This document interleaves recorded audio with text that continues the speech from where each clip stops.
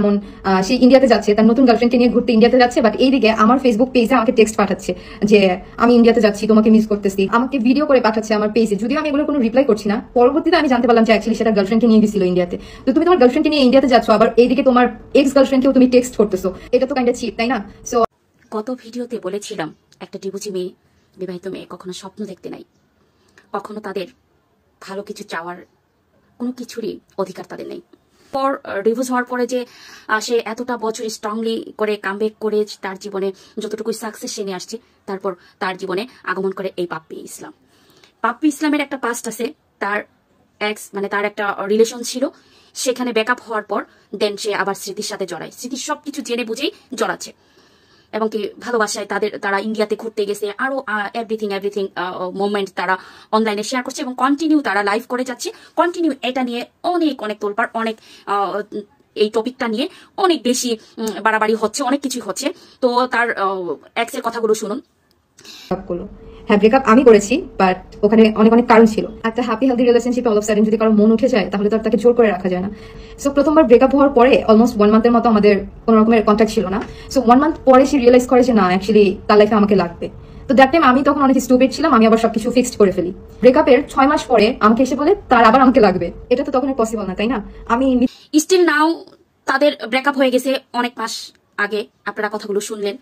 তো এখন আবার তুমি এখানে একটা রিলেশনে থাকা অবস্থায় তুমি তাকেও টেক্সট করে যাচ্ছ, তুমি কোথায় যাচ্ছ, কেন যাচ্ছ, তোমাকে ছাড়া আমি বাঁচবো না, এভরিথিং। তুমি তাকে ভোলার জন্য তুমি যে এই মেয়েটার এত একটা পাস্ট জেনে কষ্ট, তার সব এভরিথিং সিম্পেথি দেখায় যে তার জীবনে তুমি আসলে, এসে যে তুমি এখানে স্টিল নাও তাকে সাথে কন্টিনিউ করতেও আবার তুমি এক্সের সাথেও তুমি কন্ট্যাক্ট করতেছো, তুমি ট্রাই করতেছো আবারও কামব্যাক করার জন্য। এই যে একটা মানে বেইমানি, এই যে ছেলেরা যে এই বেইমানিটা করে, মানে এটা কি পরিমাণ কঠিন একটা মুহূর্ত একটা মেয়ের জন্য। এই মেয়েটা এতটা কষ্ট, এতটা ইয়ার থেকে বের হয়ে যে তোমার জীবনে আসলো, তুমি সবকিছু জেনে বুঝে যে মেয়েটাকে একটু কষ্ট থেকে মানে একটু সহানুভূতির কথা বলেছো, ভালোবাসছো বলে এই মেয়েটা তোমার জীবনে আবার মনে করো অনেক ইম্পর্টেন্সি দিয়ে তোমাকে অ্যাকসেপ্ট করে দিয়েছে, এবং কি আবার নতুন করে স্বপ্ন দেখতে বাঁচতে শিখছে। তো এই যে এই অবস্থায় আপনার এই দুর্বলতার সুযোগ নিয়ে যে আপনি এই কাজটা করলেন বাপ্পি ইসলাম, আপনার এত সুন্দর সম্পর্ক, আমি বলছি যে আল্লাহ খুব ভালো রাখুক তাদের সম্পর্ক, এবং সবাই এত পজিটিভ কমেন্ট ছিল যে এত সুন্দর একটা কাপল, এত সুন্দর একটা সম্পর্ক, এত সুন্দর একটা গল্প, যে একটা ডিভোর্সি মেয়েকে সে অ্যাকসেপ্ট করে নিছে, এর মতো আর ভালো একটা কাজ মনে হয় না হবে বা হচ্ছে। এই যে আপনাদের দোয়া করার, আপনি এদিকে এত ভালো মানুষের মুখোশ পরে আপনি এই যে তলে তলে এই কাজটা করছেন, আসলে কি এটা খুব ভালো কাজ করছেন। আর মেয়েরা এতটা এতটা মানে নির্লজ্জ হয় মেয়েরা, যে এটা বলার মতো না। একটা মেয়ে মানে কতটা নির্লজ্জ, মানে বেহায়া টাইপের হয় আমরা, যেটা হলো যে এই মেয়েটা দেখতেই পাচ্ছে আপনারা যদি কাজ করে, আপনার যে বয়ফ্রেন্ড আছে সে স্টিল আমাকে টেক্সট করতেছে, and she is okay with everything, তার কোনো প্রবলেম নাই। তার বয়ফ্রেন্ড যদি কাউকে টেক্সট করে, তার কোনো প্রবলেম নাই, সে তার ধারণা যে আস্তে আস্তে ঠিক হয়ে যাবে। তো যদি শুনতেই পেলেন যে এই মেয়েটাকে বলতেছে যে জানাইছে যে তোমার তো বয়ফ্রেন্ড, আমি এক্স, আমাকে সে কন্টিনিউ করে যাচ্ছে, সে তবু এটা নিয়ে তার কোনো মাথা ব্যথা নাই যে সে আমাকে ভালোবাসছে, আমি জড়াইছি, এত দূর চলে আসছি, এখন দেখা যাক কোনো এক সময় সে কামব্যাক করবে আমার কাছে, হয়তো বা এটা ঠিক হয়ে যাবে, এই সেই এটা ভেবেই মেয়েটা এগুলো অ্যাকসেপ্ট করেছে এবং সবগুলো মেনে নিচ্ছে। স্মৃতি, এই যে স্মৃতি এগুলো মেনে নিয়ে দেখো এখন তুলপাড় শুরু হয়ে গেছে। এখন এই ছেলেটাকে যখন তার এক্স বাপ্পিকে যখন তার এক্স আর অ্যাকসেপ্ট করে না এবং 2 টাকার মূল্য দিল না, তখন কিন্তু সে আবার ব্যাক করে। এখন দেখেন তার লাইভে এসে পাবলিক প্লেসে সে কি বলছে, সে বলে দিছে যে আমি চাই না, আর আমি আর কখনোই সুশ্রীকে আমার লাইফে কোনো রকম ভাবে ইনভলভ করবো। সো আমার লাইফে তো দুইটাই অপশন, স্মৃতি নাহলে সুশ্রী। এন্ড আমার মাইন্ড আমি অলরেডি মেকআপ করে নিছি। এগুলো বলার পরে দেখেন এক মেয়েটা কত মানে স্মৃতি কতটা বেহায়া হলে, কারণ স্মৃতি শুধু না, যে কোনো মানে কিছু মেয়েরা আমরা আছি অনেক বেহায়া। আসলে আমরা না, কিছু মেয়েরা আছি শুধু ভালোবাসার পাগল, বিশ্বাস করেন আসলে ভালোবাসা না, খুব কাছ থেকে অনেক আপন জনের অনেক মানুষের ইয়া দিছি। এই মেয়েটার এই এগুলো দেখে আমি মানে পুরা বিশ্বাস করেন আমার কান্না চলে আসে। আমি এই জিনিসগুলো দেখতে পারি না, ভাবতে পারি না, নিতে পারি না। এই মেয়েটা দেখেন, বাট আমি আমার লাইফ পার্টনার হিসাবে আমি স্মৃতিকেই চুজ করে নিতেছি। এটা আপনারা কিভাবে পজিটিভলি নেবেন না নেগেটিভলি নেবেন আমি জানি না।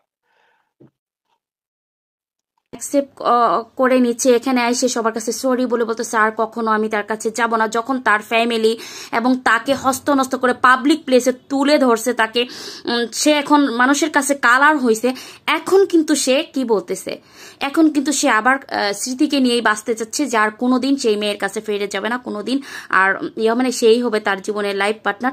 আর এইটুকু মুখের কথায় এই মেয়েটা অ্যাকসেপ্ট করে এবং বিশ্বাস করে, দেখেন কতটা খুশি, কতটা খুশি হয়ে আবারও সে মানে শান্তিতে বাঁচার জন্য কাকুতি মিনতি যে করতেছে, তার যে খুশি, তার যে হ্যাপিনেস। এতদিন টাইটেল দিই নাই, এখন টাইটেল দিতেছে যে স্মৃতির আর একা থাকা লাগবে না, আমার পার্টনার হিসাবে ও থাক। স্মৃতি, will you be mine and fight with me until the end, until the day we die? ইনশাআল্লাহ। ইনশাআল্লাহ, ইনশাআল্লাহ, আলহামদুলিল্লাহ।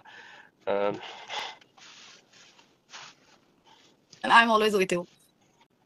আদৌ কি এই ছেলেটা কোনোদিন তাকে অ্যাকসেপ্ট করবে কিনা আমি জানি না, আল্লাহ না করুক। আমি চাই এই ভালোবাসা পূর্ণতা পাক, অনেক মানে অনেক ভালো থাকুক, অনেক ভালো থাকুক। মানে এই যে একটা বিষয়, মানে আমি না গুছিয়ে বলতে পারতেছি না আজকে, বিশেষ করে আমি ইমোশনাল হয়ে যাচ্ছি যে এই যে মেয়েরা আমরা কতটা বোকা। হ্যাঁ, এই যে তার কিছু কথায় যে আমি তাকে সর্বোচ্চটা দিয়েছি এবং এত এত রিলেশন, এত দিনের একটা ইয়েতে করছি, তার এতগুলো ভুল দেখার পরেও সে চিট করতেছে, স্টিল নাও তার সাথে থেকে চিট করছে। সে কোন ইয়াতে, কেন এই মেয়েটার জীবনে এসে আবার ওই মেয়েটার কাছে টেক্সট পাঠায়, আবারও তাকে ছাড়া বাঁচবে না, অনেক কিছু ট্রাই করছে। যখন মেয়েটা যদি অ্যাকসেপ্ট করতো, মেয়েটা যদি আবার কাম ব্যাক করতো, তার এক্স, এই বাপ্পি ইসলামের এক্স যদি আবার কাম ব্যাক করতো, তাহলে তো স্মৃতিকে লাথি মেরে উষ্টা মেরে চলে যেত। তাহলে এই মেয়েটা দেখো, এখন যখন ও অ্যাকসেপ্ট করতেছে না, তার কাছ থেকে মোড় ঘোরায় নিয়েছে বাপ্পির এক্স, এখন কিন্তু বাপ্পি আবার সব কিছু মানে গুটায়ে এখন এই স্মৃতির কাছে আসছে। আদৌ যে এটাই ঠিক থাকবে, তার কতটুকু বিশ্বাস আপনি করবেন বলেন? এই যে মেয়েটা এইগুলোতে যে বিশ্বাস করে খুশি হয়ে গেলেন, জানি না তার কপালে কি আছে, এত এত দুঃখ কষ্ট পার করে যে এখানে আবার আসছে। তো ভালো থাকুক, পৃথিবীর সমস্ত ভালোবাসাগুলো ভালো থাকুক। আমার কাছে মনে হয় যে এত বাড়াবাড়ি, এত কিছু পাবলিক প্লেসে না আনাটা বেশি বেটার ছিল। তার বেস্ট ফ্রেন্ড দেখেন তাকে রাগারাগি, ভালোবাসা সবকিছু নিয়ে জীবন, সবকিছু নিয়ে সম্পর্ক। তো এগুলোকে মেনে নিতে হবে। তোমার ভালো থাকো, দোয়া করি। ভাইয়া বাপি, রিপা বলছে যাও বাপি তোমার মাফ করে দিলাম। Thank you, I really appreciate that. আমি আবার আপনাদের সামনে ক্ষমা চেয়ে নিচ্ছি। খুশিতে ওই অবস্থায় বেস্ট ফ্রেন্ড বিথি আপু কিন্তু তার বেস্ট ফ্রেন্ড, তো তাকে কলে রাখছে এবং তাকে বোঝাচ্ছে। আর মেয়েটার খুশি, স্মৃতির খুশি দেখে আপনারা বুঝতে পারতেছেন যে সে কতটা হ্যাপিনেস নিয়ে এখানে ইয়া করতেছে। এই যে একটু প্রপোজ আর এইটুকু কথায় যে সে বিশ্বাস করে একটা মেয়ে, দেখেন কতটুকু হ্যাপিনেস দেখাচ্ছে, যে এটা বলার মতো না। এই যে এই বিশ্বাসের ঘরটা আসলে কি রাখবে, কতটা বিশ্বাস অর্জন করে তার সাথে সম্পর্কে জড়াইছে এই বাপ্পি বলেন, এতটা বিশ্বাস অর্জন করে যে এই সম্পর্কে জড়াইছে। এখন দেখেন এই অবস্থা থেকে কিন্তু সে এত বড় চিট করলো, এটা জেনে বুঝো এই মেয়েটা, তারপরেও সেই ছেলেটাকেই পেতে চাচ্ছে, সেই ছেলেটাকেই ভালোবাসতেছে। আসলে ভালোবাসা অনেক বেহায়া, বিশেষ করে মেয়েরা অনেক বেহায়া হয়। আমি এটা বিশ্বাস করি, আমি বুঝি যে অনেক বেহায়া হয়, যে জানতেছে এই ছেলেটা চিট করতেছে, সেই ছেলেটা তার জন্য না, এই ছেলেটা তার কোনো কিছুতে যে কোনো মুহূর্তে তাকে ছেড়ে চলে যেতে পারে, আবারও চিট করতে পারে। বিশ্বাস নাই একদম, যে একবার করেছে আরো অনেকবার করতে পারে, তারপরেও মেনে নিয়ে দেখেন আবারও বাঁচার স্বপ্ন। এই যে একটা মেয়েদের হৃদয়টা আবার ওই দিকে যে এতটা শক্ত, যে হাজারো কষ্টগুলো মেনে নিয়ে আবার সামনে এগিয়ে যাওয়া, এই যে একটা মনোবল, এটা আল্লাহ প্রদত্ত, এটা আল্লাহ দিয়েছেন। তো এটার সুযোগ নিয়ে আপনারা এইভাবে সিনিবিনি খেলবেন না। সম্পর্কটা অনেক ইম্পর্টেন্ট, মূল্য দিন, ভালোবাসুন। আর এই যে একটা মেয়ের পাস্ট, এগুলো নিয়ে যে আপনারা এত এত কথা বলেন, এত এত ডিবুজি, এই জন্য এই মেয়েটাকে, একটা মেয়েকে আপনারা এক জায়গায় বিয়ে হয়েছে, বিয়ে করতে চান না, আনমেরিড একটা মেয়ে যে হাজারটা ছেলের সাথে রিলেশন করে আসছে, সেটাকে আপনারা অ্যাকসেপ্ট করে নিচ্ছেন। মানে কতটুকু যুক্তিগত, একটা হালাল সম্পর্কে ছিল ওই মেয়েটা, ওইখান থেকে বের হয়ে আর একটা সম্পর্কে গেছে, হয়তো বা ডিভোর্স কারণে, যে কোনো কারণেই হোক, সেটা আপনারা মেনে নিতে পারতেছেন না। কিন্তু একটা আনমেরিড মেয়ে হাজারো ছেলের সাথে রিলেশন করে, কমপক্ষে 5টা 10টার সাথে রিলেশন মানেই তো এখনকার যুগের সবকিছু।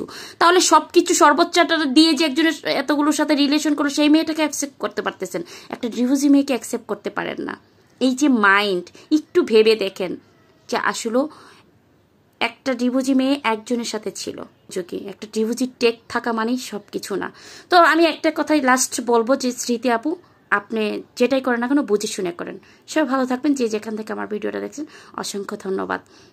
আর বেশি বেশি করে শেয়ার করবেন, আপনাদের কমেন্ট আমাকে জানাবেন, আপনাদের মন্তব্য আমাকে গন্তব্যে পৌঁছানোর সাহায্য করে। আল্লাহ হাফিজ।